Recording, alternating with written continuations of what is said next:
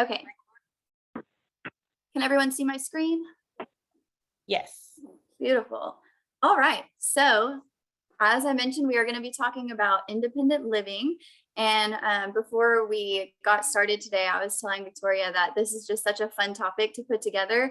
And it's something that our team at Daymark talks about every day almost with families who call in.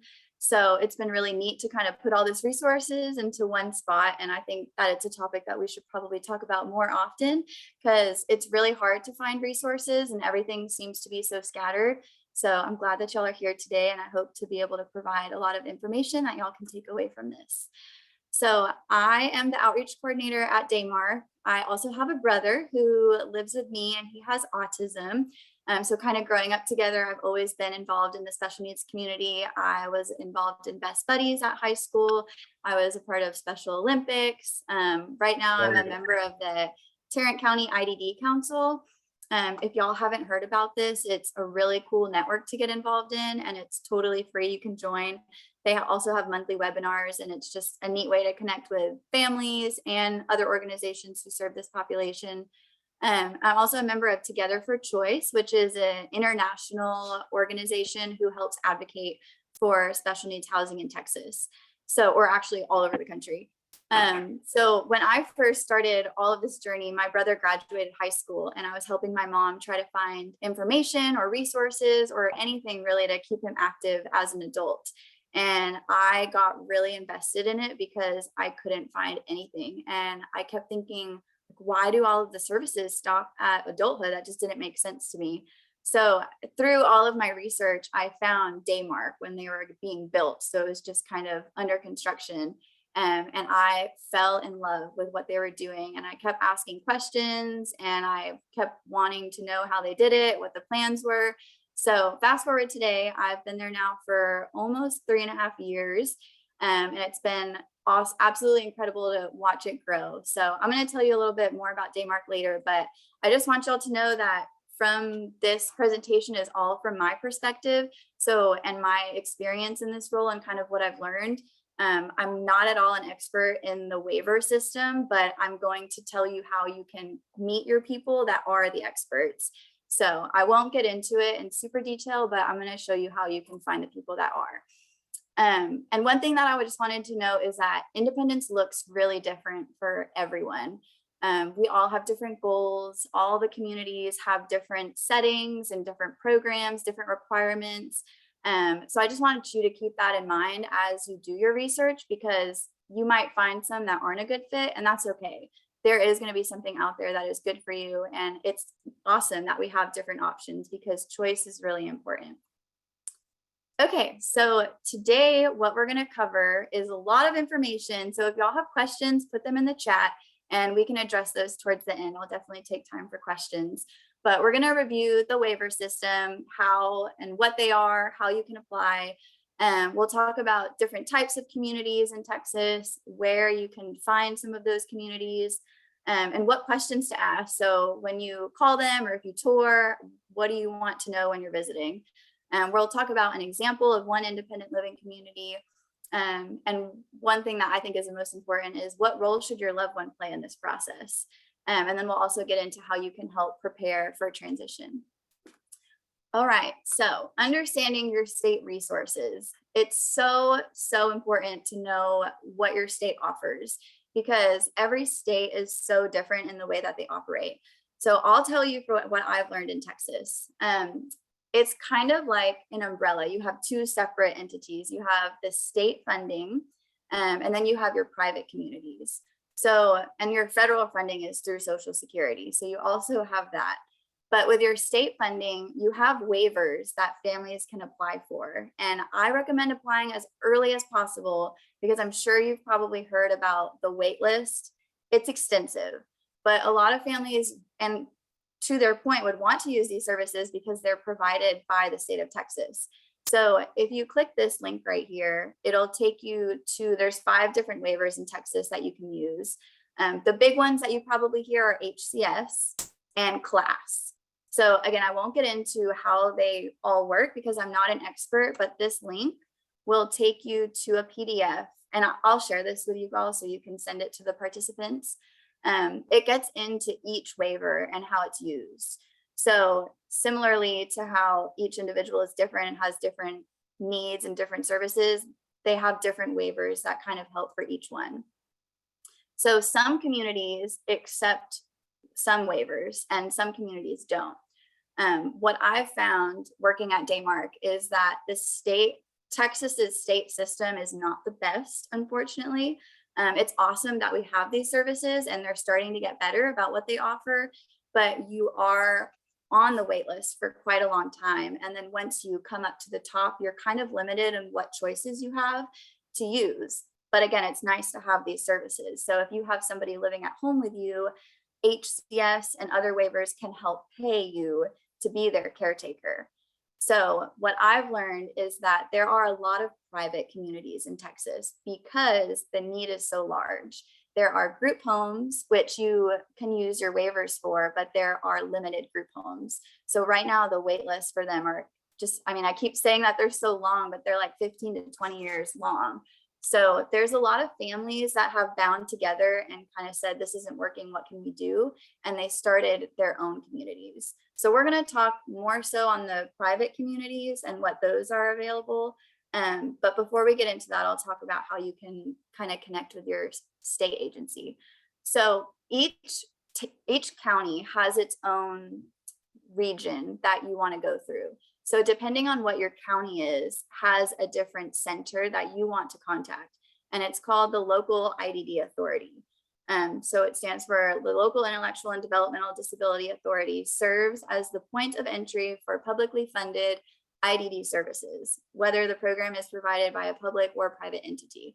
So this is kind of your first door into getting your government services through the state of Texas. And I'll show you an example. So for Travis County, their group that they would contact is Integral Care. So for an example, when you visit their website, and on all of them, it's a very similar format. You have crisis intervention, adult services, child family services, and then they have one for intellectual services. So that's where you're going to want to go, is to your intellectual and disability services. And then they kind of show you everything. Each center pretty much offers the same stuff, but they have contact information. Like up here, you have your 24/7 helpline, and then there's a number on here, so call us. And then you can explore more of the services. So that's very similar to how a lot of them are. And if you have no idea what your service is, you can go to this link here. Again, we'll share this so that you guys can see. This is a list of all of the LIDAs in Texas. So I'm in Tarrant County, so I'll just click find and type Tarrant. Oops. Okay, boom. So I'm MHMR Tarrant County. So if you live in Tarrant County, this is going to be your center that you want to contact. So I would advise that step one is to reach out and set up a phone call and try to figure out how to get on the waiver list, because each center has case managers that can kind of walk you through that process and what it looks like.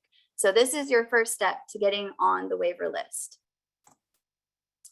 Okay, the next one is talk to your loved one, involve them in the process. And this can be fun too. It shouldn't be a stressful time. Ask them what their dreams are. What would it be like to have a roommate? What do they want to do after they graduate high school? Where do they want to work? Different things like that, just to kind of get them involved in the process. It makes it so much more fun, and you can bring them on tours. You can get them involved in the phone conversations if you want. And again, everybody is so different. So some people might really want to be around animals. Other people probably have no interest in being in animals. So knowing that ahead of time will help you in your research and kind of determining what setting would be best. And it also helps you figure out what questions to ask when you go in to kind of tour and to ask questions. So get them involved in the process. And also on the end of this, we have some resources. We've done a few webinars very similar to this format where we had people come in and talk about how to prepare for transition. So I included those two, and that kind of walks you through this and gives you some ideas of how you can get them more involved. Okay, the next step is you start your research. So this is just a short list of different types of communities that I've seen in my experience. As we get older, there are more and more communities that are opening up, which is super exciting to watch. And every single one has a different setting. So for example, we have farm-based settings, we have got work programs, some are more independent living communities. You have other programs where they have house parents living in the community with them. Some have nursing care on site, some do not have nursing care on site. Others have very individualized programs. Some of them are more like community-based and group-based. And then you have some that are more all-inclusive. So maybe one cost for everything, or you have some where they kind of build on. So you'll learn more about this when you kind of dive in and get to the research, but there are so many different types of settings, and it's good because we want choice. And every community has a different feel and different levels of care. So knowing what your loved one wants for the future and what their desires are will really help you through this process. So the next step is a short list of residential communities. So I only focused it on Texas because we are here in Texas, but there's a really cool website I found called the Autism Housing Network. And I found this through my research with my brother, but they're a really cool platform that has a list of all communities throughout the country. So you can go on there and kind of filter your results. That's where I got this picture from. So as you see, a lot of the communities are in the major cities, and these are mostly private communities. So some of them do accept waivers, and I'm not going to get into each one. I'll let you guys kind of do your research on your own, but they're also different. Some of them take waivers, some of them don't. Some of them you can use SSI to pay for. So it's just fun to kind of know what's out there. When I first started, the only community in DFW was AFIL. They're in the Dallas area. And now we have Daymark living in 29 acres. So in just my 4 years of experience when I started this research, we've grown and there are more communities opening up. So it's a fun website to follow. You can join their newsletter and they kind of keep you updated on new projects that are opening up. And just out of curiosity, can y'all put in the chat where everybody's tuning in from, like where your city is, just to see where everybody's at? Okay, so if y'all have any questions about where to find communities or how to tour, just let me know and I can connect you. A lot of these communities we have contacts with and I've personally visited, so they're all great in their own way. All right, so I'll quickly tell you about Daymark Living just so that you'll have an example of what a type of independent living community is. We are located in Waxahachie, Texas, which is about 30 minutes south of Dallas. And we opened our doors in 2019. So we have 40 acres, but we're built on about 20. So we do have land to expand in the back if we choose. All of our community settings are kind of centrally based. I don't know if you can see my cursor, but these three main buildings here are the dining hall, we have a classroom building, and a recreation center, a sports court, and a swimming pool. And all of these houses around, we call them cottages. We have a 3-bedroom, a 2, and a 4. And the nice thing about Daymark is that everybody has their own private bathroom. So you have that kind of sense of privacy too. Transportation is provided. We also have nursing on site. So a fun fact about Daymark is we're licensed as an assisted living, but we're unique in the way that we serve adults 18 years or older with intellectual and developmental disabilities. So, and our structure is one of the all-inclusive. So you I describe it as an all-inclusive resort because you pay one fee per month and you get all of the services. So all of the programming, all of the transportation, nursing, 24/7 staff, all of it is included. So some communities have different like bundles where you can choose what you pay for. So that's just something to consider when looking. And we also have trial stays. So if you have never lived away, or if your loved one has never lived away from home before, and you're kind of thinking about maybe wanting to experiment with that, your loved one can stay at Daymark for 30 days, for 2 weeks, 3 months, whatever that looks like for you guys. That's something new that we started because a lot of families had never had their loved one lived away before, and it's a scary adventure. So we do short-term stays just so you can try it out and see how it goes. So a little bit about our story. I know I mentioned at the beginning that a lot of the private communities are family founded, and we are from a family. So our founder, his name is John Poston. and his son is Michael. Michael has Down syndrome, and when he graduated high school, it was a very similar story to my brother. It was the big question of, okay, what's next? So Michael has a twin sister, and John always describes the story of he dropped her off at college, and it was a super proud moment. And then he came back home, and Michael was sitting on the couch, the same spot he left him, eating Cheetos and watching TV. And he just thought, this cannot be Michael's life. So he did what you guys are all doing probably, is trying to research what's out there. So he visited all the communities, he toured outside of Texas. He even held lots of focus groups and talked to families just like you guys and tried to figure out what it was that families wanted. And what it really came down to was independence. Individuals wanted independence, and the parents wanted peace of mind. So we kind of took those two elements and created a community, Daymark. And I took this quote from our website. He says, I wanted him to have the opportunities his siblings have to create a life and continue growing as a person. That's why we built Daymark Living, a community that gives our adult children with IDD the opportunity to live a happy, healthy life. And that's what we do every day. Right now, we have about 92 residents on campus, and they're all ages. So our youngest is 18 and our oldest is 68. And they all have some type of intellectual and developmental delay, autism, Down syndrome, Fragile X, low IQ, different things like that. The biggest requirement on campus is that they have to be independent when it comes to their ADL. So showering, bathing, eating, things like that. So again, that's another thing to think about when you're looking at communities. What level of support does your loved one need? Because a lot of communities have different levels of support. Some can offer 24/7 assistance and some can't. Our staff ratio is about, I would say, 1 to 16 on campus. And we have overnight staff as well. They just don't live in the cottages with them, but they are on campus. All right, so one of the most important pieces about our community is the continued education aspect.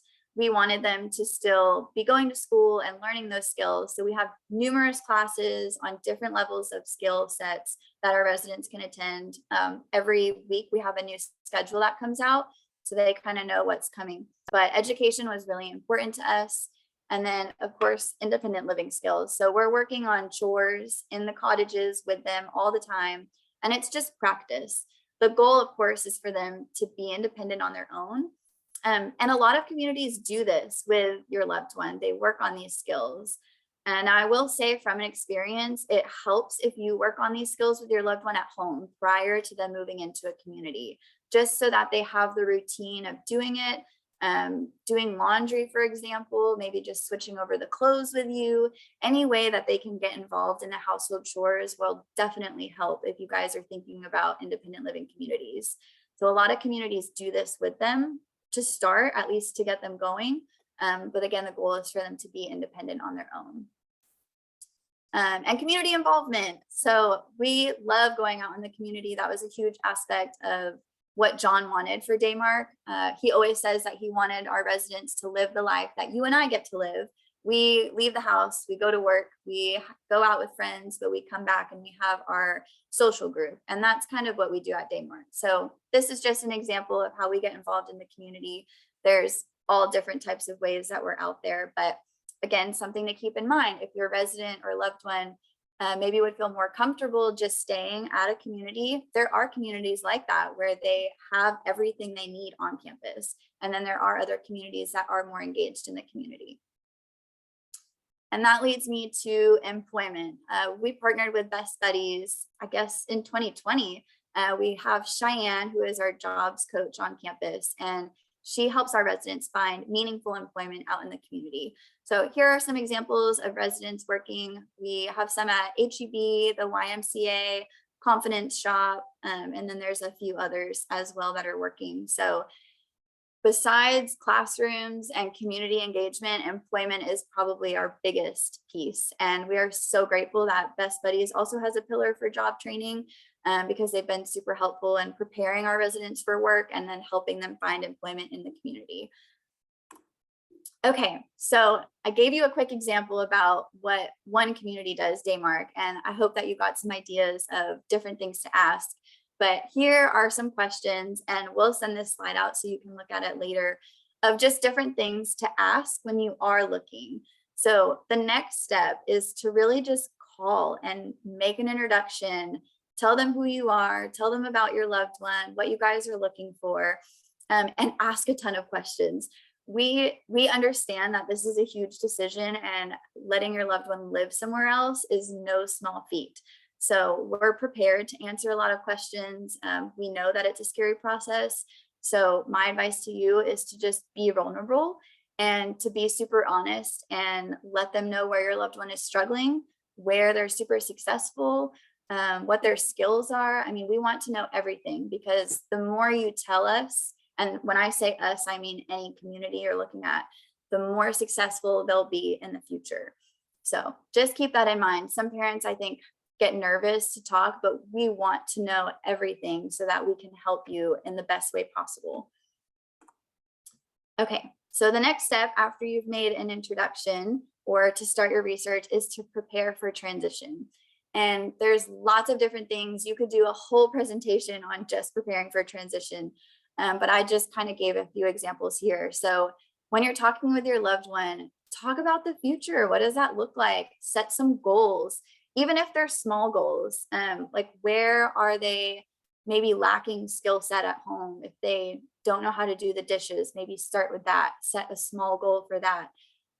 One advice too is to look at some of the communities or college programs that they're interested and find out what their requirements are, and kind of use that as a guide to help prepare them for that program or for the future. And know your timeline. Time goes by so fast. I feel like years can just fly by. So for my brother, for example, and some other individuals with autism, having a set timeline is super helpful and super important. And I just recommend it because it helps us accountable for your goals that you have. And it just keeps you on point. So know your timeline, and set a budget. A lot of communities, private pay, group homes, it doesn't matter what you're using, it's probably going to cost something. So know what your budget is and talk to financial planners. I'm going to get into that next, but you rally in a group. There are so many professionals that you can talk to help plan. So think about what your budget is. And then, will you need services after high school? You know, are they super active? Are they going to want to stay involved? Are you not ready for residency yet, but you still want to be active? So there's different ways and other programs that you can use. And these are just examples that I found. I used to think that there weren't any programs for adulthood, but there is. And if you need help finding some of those in your area, I can try to connect you with some that we know, or I'm happy to help do the research with you. But there are day programs all over. Some are good, some are not great, but some are awesome. There are work programs to help them find jobs. I don't know if you attend church or if you're religious, but some churches have an awesome special needs program. They do Bible studies together, and a lot of them serve adults. And then there's also social clubs, and I've seen a lot of them popping up recently where it's, again, a family member or a sister who might say, hey, we have a lot of adults around here who really just want to hang out. And if you don't have anything like that in your area, be the one to start it. Go see a movie together, go have a game night or different things like that. And I don't know if Best Buddies has different social outings, but that might be an awesome group to get into as well. Social clubs is a big one too. And then overnight camps. There are camps who serve adults, and I'm happy to send you some resources on that.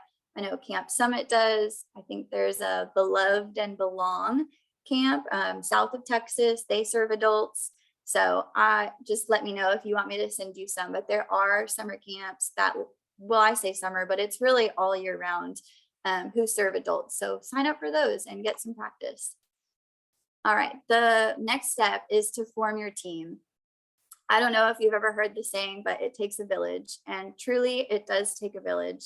So really what I want you to get from this slide is that you're not alone, and you shouldn't have to plan all of your loved one's future by yourself. There are so many people who work in this industry who have resources and knowledge and who want to share. And just from working in my job, if I don't know of something, I call someone. And if they don't know someone, they're calling someone. And before you know it, there's 5 organizations who are all rallying together to try to find something for just one family. So it's a really cool industry working in the adult side of special needs because everybody wants to help everyone. And if I don't know somebody, somebody probably does. So this is just a list of ideas of people that you can reach out to. A lot of school districts have a transition coordinator. So contact them, set a meeting. If they don't reach out to you, call them, find out who is in the district. On your district website, they should have a transition coordinator or a transition specialist. So try to set up a meeting with them. Church members, family and friends. The more you talk about it, the more people, like in my experience, the more I talk about something that I need or that I'm looking for, something comes out of nowhere. So talk about the future with your family and friends. Get them on board, ask them questions. Do they know anybody? Financial planners. And I always stress this because planning financially is a huge feat. And again, you could do a whole presentation just on a financial planning aspect of it all, but they are specialized in helping families like yours save benefits, save thousands of dollars, and still retain your state benefits and your SSI. So as your loved one is getting older, if you're thinking about selling the house or naming assets, please reach out to a special needs financial planner because they can help you and they want to help you. Guardianship is a big one that some of you might be thinking about. Special needs attorney can help you. And counseling, we have a lot of residents who have sought out a counselor. Even families have gone to counselors. Transition is a big process and it's a lot of change. So if your loved one needs help kind of managing that change or your family needs help managing that change, try to reach out to a counselor and they can help you through that process. Vocational coaches, they can help find jobs, but not only that, they just know so much in the area. And then professional referrals. So this could be doctors, hospitals, dentists. I mean, I feel like every time I talk to somebody, there's somebody that knows someone in their area that has special needs. So you just never know, but I want you to know that you're not alone and that there's so many people that you can reach out to help. Okay, so I know we talked about a lot, but I just wanted to quickly recap everything before we open it up to questions. So if you're thinking about independent living, the first step is to really understand your state resources. Texas is complicated, but really you have your private communities. Some of them accept waivers, some don't. And then you have your state benefits, which is the waiver program. And you're going to contact your LIDA. Your step 2 is to contact your LIDA and get on the list if you're not already for your state waivers. You can also call them to find out what group homes are available in your area, but your LIDA is kind of your first point of entry to any state funded program that you're looking for. The step 3 is to talk to your loved one, get them involved in the process, see what they want. Step 4 is to do your research. And I provided a couple links that will help you. The Autism Housing Network is one, and then you can go back and look at those communities I listed and just go visit their website, check them out, sign up for their newsletter. And step 5 is just to make an introduction and don't count yourself out. I always recommend calling and just talking to them, hearing what they have to say and learning, because sometimes websites aren't always up to date. Step 6 is prepare for transition. Help your loved one with skills at home. What are they lacking? What are they really good at? And get them involved. And then step 7 is to form your team. So here are some resources. I'll quickly go through just a couple so that you can note them, but Navigate Texas is a website that a special needs attorney made. And it's a really neat way of kind of learning about the waivers besides that PDF.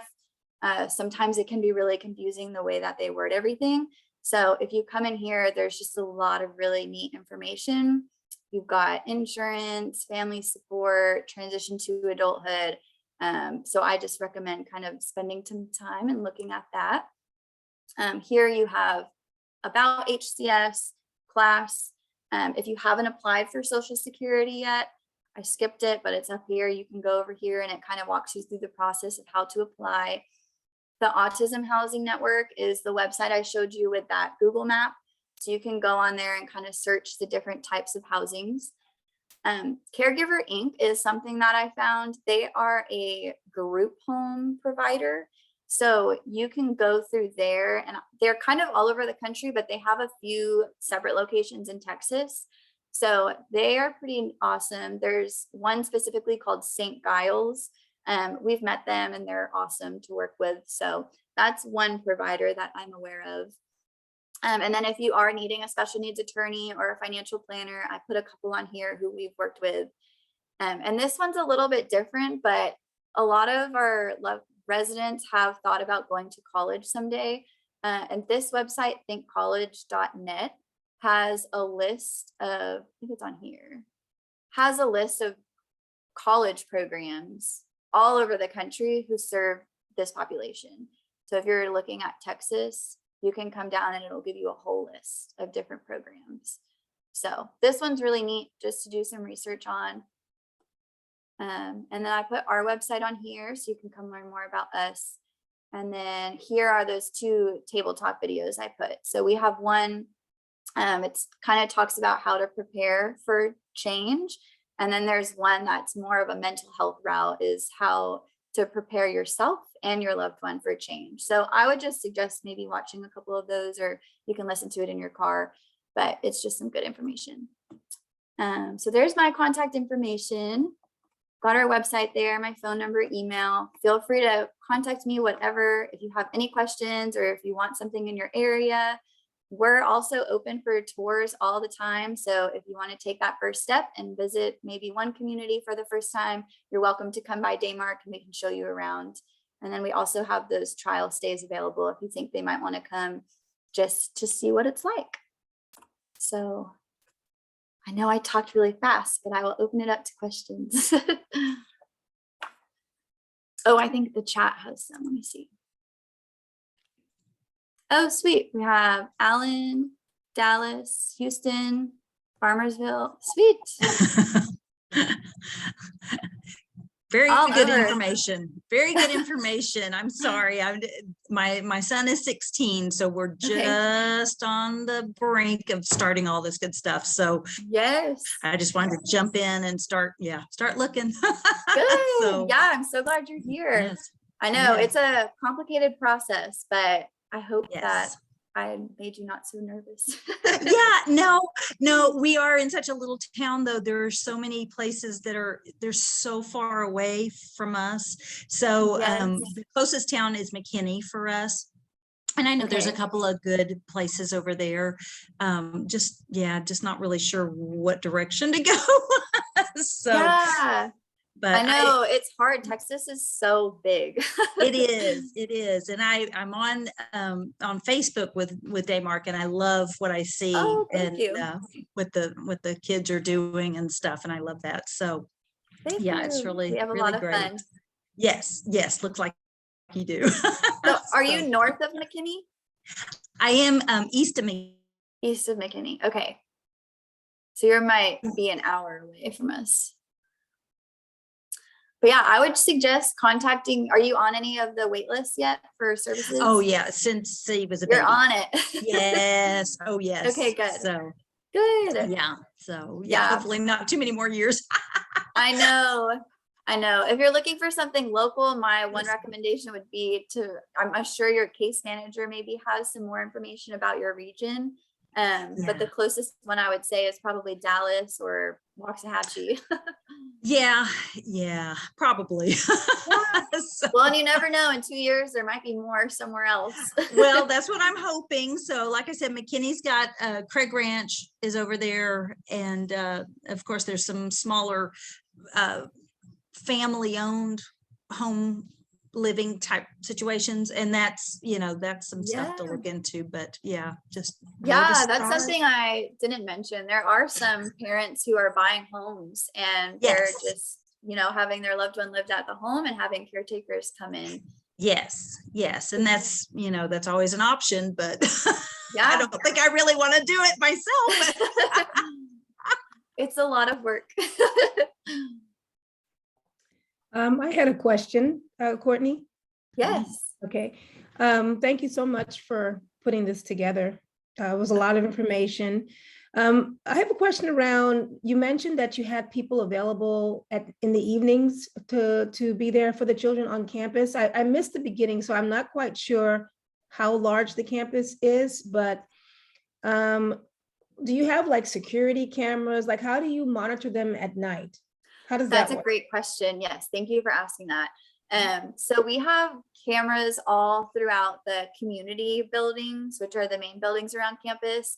And then overnight we have less staff, but we have somebody at the front which our doors lock at a certain time. And then we are a gated community. So we kind of have one way in, one way out. But there's always somebody at the front that kind of monitors everything. And then I don't have it with me, but we all have wristbands that act as a key for the doors. But it's also a cool way for us to see where everybody's at on campus. So whoever's at the front has this computer screen up and it shows where everybody's at. So if somebody decides to go for a walk at night, or if they need anything, we can kind of see them where they're at. So whoever's on staff will normally go check on them if they need something.